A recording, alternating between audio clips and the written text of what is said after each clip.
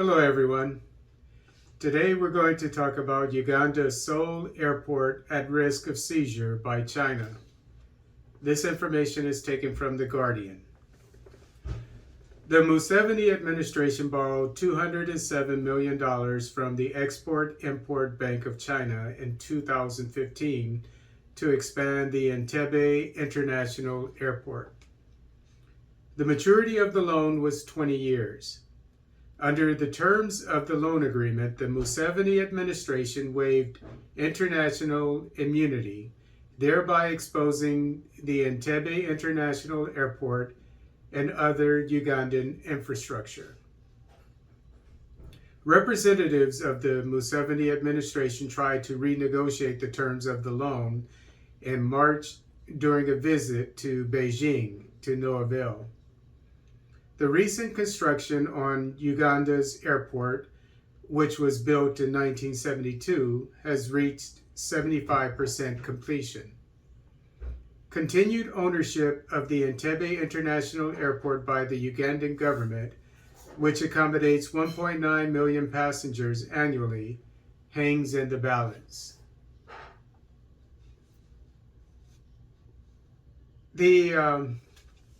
Museveni, the president of Uganda, much like Kenyatta, the president of Kenya, has signed contracts with China that put at risk the ownership of their nation's infrastructure. And in the case of Kenya, it was recently revealed that Kenyatta, his administration signed a contract or contracts with the Chinese government that put at risk the port of Kenya and other infrastructure, I think including the railroad, to finance the railroad. In this case, to finance the expansion of the only airport of Uganda. Museveni entered into a similar agreement, a loan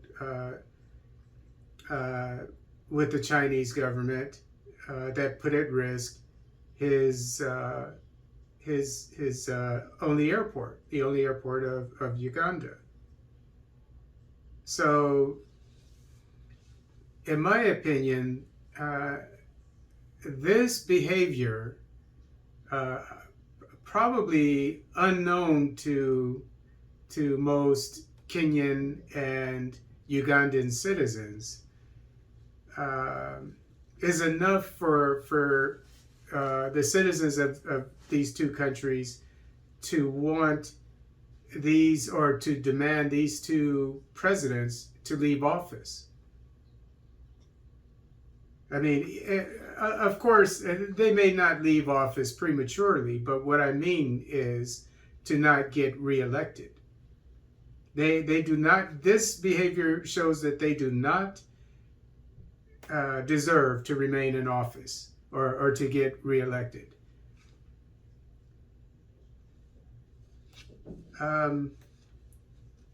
It's to the point, or it's been this way for decades now, since independence, but really, the litmus test, in my opinion, for a good head of state in Africa is someone who is a target of the West, or someone who dies prematurely in office.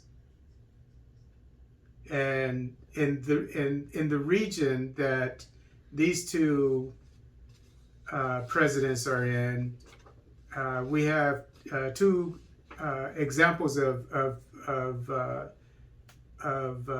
good heads of state, namely Magufuli in Tanzania. When he went into office, he got rid of a similar contract with the Chinese government. And he's dead now. How many heads of state in Europe have died while in office in the last 20 years? And similarly, Abiy Prime Minister Abiy of Ethiopia is targeted by the West because he's doing great things for his people. He's putting his people first. And he's not kowtowing like these two presidents to foreign powerful governments. So my take on it is Ugandans, and in this case, and Kenyans, I mean, especially with the recent revelation of the Pandora papers that exposed the Kenyatta family hiding millions of dollars overseas.